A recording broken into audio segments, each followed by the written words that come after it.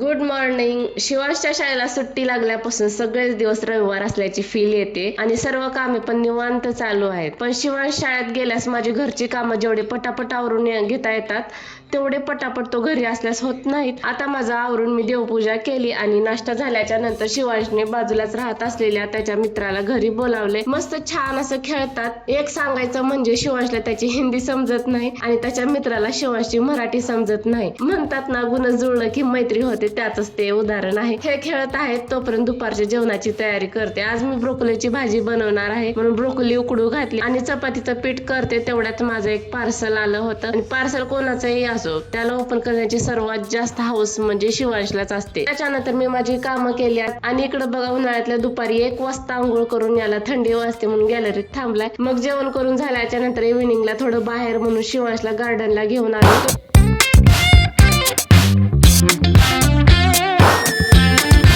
बघतोय काय खेळायचं ते. तेवढ्यात त्याला एक मुलगा माती खेळताना दिसलाय आणि माती म्हणलं की सर्व खेळ बाजूलाच राहिले. त्याला निवांत खेळताना बघून आम्ही नवरा बायको निवांत बसलो. तेवढ्यात त्याचा आवाज आला. मग मी पण गेले कारण तो स्वतःला खूप मातीत भरवत होता.